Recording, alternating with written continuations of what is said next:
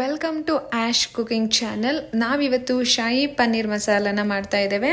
ಇದನ್ನು ಮಾಡೋದು ತುಂಬಾ ಸುಲಭ ಹಾಗೂ ತುಂಬ ಕ್ವಿಕ್ಕಾಗಿ ಸಹ ಇದನ್ನು ನಾವು ರೆಡಿ ಮಾಡ್ಕೊಳ್ಬೋದು. ಮೊದಲನೇದಾಗಿ ನಮ್ಮ ವಿಡಿಯೋನ ನೋಡ್ತಾ ಇರೋರು ಈ ವಿಡಿಯೋ ನಿಮಗೆ ಇಷ್ಟ ಆದರೆ ವಿಡಿಯೋನ ಶೇರ್ ಮಾಡಿ, ಹಾಗೆ ಇದೇ ಥರದ ವಿಡಿಯೋಗಳಿಗಾಗಿ ನಮ್ಮ ಚಾನಲನ್ನು ಸಬ್ಸ್ಕ್ರೈಬ್ ಮಾಡಿ. ನಾನಿಲ್ಲಿ ಒಂದು 200 ಗ್ರಾಮ್ಸ್ ಆಗುವಷ್ಟು ಪನ್ನೀರನ್ನು ತಗೊಂಡಿದ್ದೇನೆ. ಹಾಗೆ ಸ್ವಲ್ಪ ಇಡೀ ಗರಂ ಮಸಾಲವನ್ನು ತಗೊಂಡಿದ್ದೇನೆ. ಇಲ್ಲಿ 2 ಟೇಬಲ್ ಸ್ಪೂನ್ ಆಗುವಷ್ಟು ಧನಿಯಾ, 1.5 ಟೇಬಲ್ ಸ್ಪೂನ್ ಚಿಲ್ಲಿ, ಅರ್ಧ ಟೇಬಲ್ ಸ್ಪೂನ್ ಜೀರಾ ಪೌಡರ್, ಅರ್ಧ ಟೇಬಲ್ ಸ್ಪೂನ್ ಗರಂ ಮಸಾಲ ಹಾಗೂ ಸ್ವಲ್ಪ ಟರ್ಮರಿಕನ್ನು ತಗೊಂಡಿದ್ದೇನೆ. ಮತ್ತು ಒಂದು 15ರಿಂದ 20 ಕ್ಯಾಶ್ಯೂ, ದಪ್ಪದ ಒಂದು ಈರುಳ್ಳಿ, ಅರ್ಧ ಕಪ್ ಆಗುವಷ್ಟು ಮೊಸರು, ಒಂದು ಟೊಮೆಟೊವನ್ನು ಸಹ ಇಲ್ಲಿ ತಗೊಂಡಿದ್ದೇನೆ. ಫಸ್ಟ್ ನಾನು ಇಲ್ಲಿ ಒಂದು ಪ್ಯಾನ್ಗೆ ಸ್ವಲ್ಪ ಬಟರನ್ನು ಆ್ಯಡ್ ಮಾಡ್ಕೊಳ್ತಾ ಇದ್ದೇನೆ ಹಾಗೂ ಇನ್ನೊಂದು ಸ್ವಲ್ಪ ಆಯಿಲನ್ನು ಸಹ ಹಾಕ್ಕೊಳ್ತಾ ಇದ್ದೇನೆ. ಇದು ಸ್ವಲ್ಪ ಬಿಸಿಯಾದ ನಂತರ ನಾನು ಇದಕ್ಕೆ ಇಡೀ ಗರಂ ಮಸಾಲವನ್ನು ಹಾಕ್ಕೊಳ್ತಾ ಇದ್ದೇನೆ.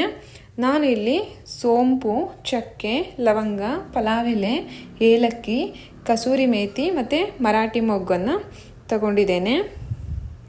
ಇದು ಸ್ವಲ್ಪ ಕ್ಲೀನಾಗಿ ಫ್ರೈ ಆದ ನಂತರ ನಾನು ಇದಕ್ಕೆ ಹಚ್ಚಿರುವಂಥ ದಪ್ಪದೊಂದು ಈರುಳ್ಳಿ ಹಾಗೆ ಒಂದು 5-6 ಬೆಳ್ಳುಳ್ಳಿಯನ್ನು ಸಹ ಇದಕ್ಕೆ ಸೇರಿಸ್ಕೊಳ್ತಾ ಇದ್ದೇನೆ.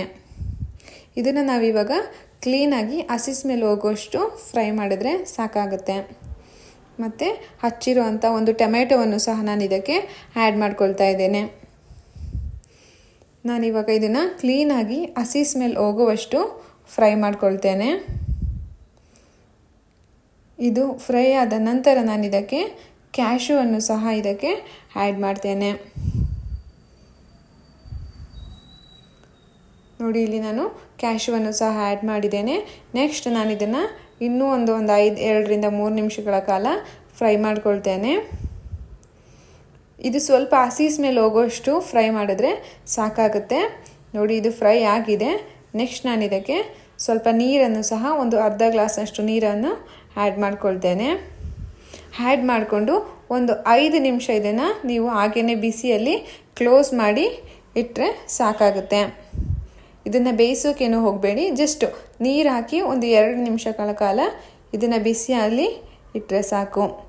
ನೆಕ್ಸ್ಟ್ ನಾನು ಇನ್ನೊಂದು ಪ್ಯಾನ್ಗೆ ಸ್ವಲ್ಪ ಆಯಿಲನ್ನು ಹಾಕ್ಕೊಳ್ತಾ ಇದ್ದೇನೆ ಹಾಗೂ ಹಚ್ಚಿಟ್ಟಿರುವಂತಹ ಪನ್ನೀರನ್ನು ಇದಕ್ಕೆ ಹಾಕ್ಕೊಳ್ತಾ ಇದ್ದೇನೆ. ಪನ್ನೀರನ್ನು ನಾವು ಲೋ ಫ್ಲೇಮಲ್ಲಿ ಅಥವಾ ಮೀಡಿಯಮ್ ಫ್ಲೇಮಲ್ಲಿ ಇಟ್ಟು ಕ್ಲೀನಾಗಿ ಫ್ರೈ ಮಾಡ್ಕೊಬೇಕಾಗತ್ತೆ.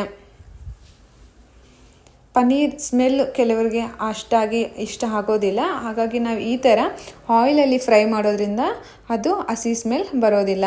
ನೋಡಿ, ಈ ಥರ ಸ್ವಲ್ಪ ಕಲರ್ ಚೇಂಜ್ ಆಗೋ ಥರ ನೀವು ಇದನ್ನು ಮೀಡಿಯಮ್ ಫ್ಲೇಮಲ್ಲಿ ಇಟ್ಟು ಫ್ರೈ ಮಾಡ್ಕೊಬೇಕಾಗತ್ತೆ. ನಾನು ಇವಾಗ ಫ್ರೈ ಆಗಿರೋಂತಹ ಪನ್ನೀರನ್ನು ಸ್ವಲ್ಪ ಹಾಟ್ ವಾಟರ್ಗೆ ಹಾಕ್ಕೊಳ್ತಾ ಇದ್ದೇನೆ. ಸ್ವಲ್ಪ ಬಿಸಿ ನೀರೊಳಗಡೆ ನೀವು ಫ್ರೈ ಆಗಿರೋಂಥ ಪನ್ನೀರನ್ನು ಹಾಕೋದ್ರಿಂದ ಪನ್ನೀರು ಸ್ಮೂತಾಗಿ ಇರುತ್ತೆ, ಅದು ರಬ್ಬರ್ ರೀತಿಯಲ್ಲಿ ಗಟ್ಟಿಯಾಗಿ ಆಗೋದಿಲ್ಲ. ಮೊದಲನೇದಾಗಿ ನಮ್ಮ ವಿಡಿಯೋನ ನೋಡ್ತಾ ಇರೋರು ದಯವಿಟ್ಟು ವಿಡಿಯೋನ ಶೇರ್ ಮಾಡಿ, ಹಾಗೆ ನಮ್ಮ ಚಾನಲನ್ನು ಸಬ್ಸ್ಕ್ರೈಬ್ ಮಾಡಿ. ನೆಕ್ಸ್ಟ್ ನಾನು ಇನ್ನೊಂದು ಕಡೆ 1 ಕಪ್ ಮೊಸರಿಗೆ ತೋರಿಸಿರುವಂತಹ ಮಸಾಲ ಪೌಡರ್ಗಳನ್ನು ಸಹ ಆ್ಯಡ್ ಮಾಡ್ಕೊಳ್ತಾ ಇದ್ದೇನೆ.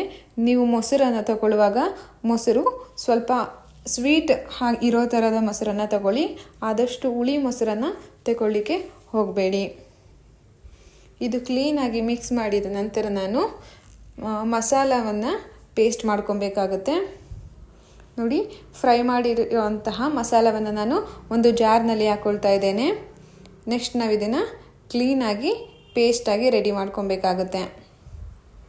ನೀವು ಪೇಸ್ಟನ್ನು ಆದಷ್ಟು ಸಣ್ಣಗೆ ರೆಡಿ ಮಾಡ್ಕೊಬೇಕಾಗುತ್ತೆ. ಇದು ರೆಡಿಯಾದ ನಂತರ ನಾನು ಒಂದು ಪ್ಯಾನ್ಗೆ ಸ್ವಲ್ಪ ಬಟರ್ ಹಾಗೂ ಸ್ವಲ್ಪ ಆಯಿಲನ್ನು ಹಾಕ್ಕೊಳ್ತಾ ಇದ್ದೇನೆ.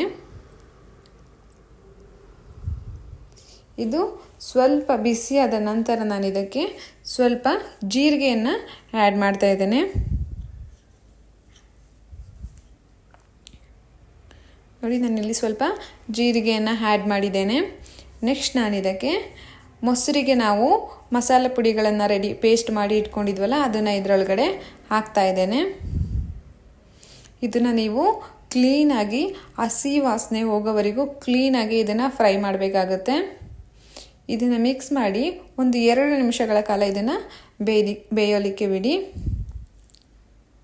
ನೋಡಿ, ಇದು ಫುಲ್ ಆಯಿಲನ್ನು ಬಿಟ್ಕೊಂಡಿದೆ. ನೆಕ್ಸ್ಟ್ ನಾವು ಇದನ್ನು ಒಂದು 5 ನಿಮಿಷಗಳ ಕಾಲ ಹಾಗೆಯೇ ಕ್ಲೀನಾಗಿ ಫ್ರೈ ಮಾಡಬೇಕಾಗುತ್ತೆ.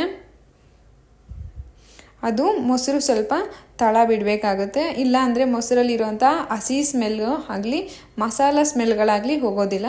ನೀವು ಆದಷ್ಟು ಹಸಿ ಸ್ಮೆಲ್ ಹೋಗೋ ರೀತಿ ಇದನ್ನು ಫ್ರೈ ಮಾಡ್ಕೊಳ್ಳೋದ್ರಿಂದ ಗ್ರೇವಿ ತುಂಬಾ ಚೆನ್ನಾಗಿ ಬರುತ್ತೆ.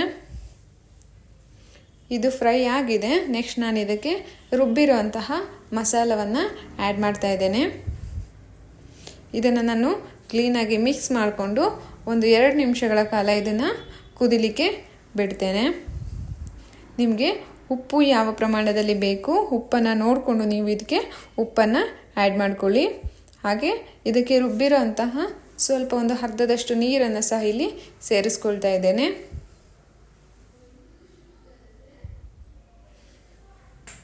ಹಾಗೆ ನಾನಿಲ್ಲಿ ಸ್ವಲ್ಪ ಉಪ್ಪನ್ನು ಸಹ ಸೇರಿಸ್ಕೊಳ್ತಾ ಇದ್ದೇನೆ.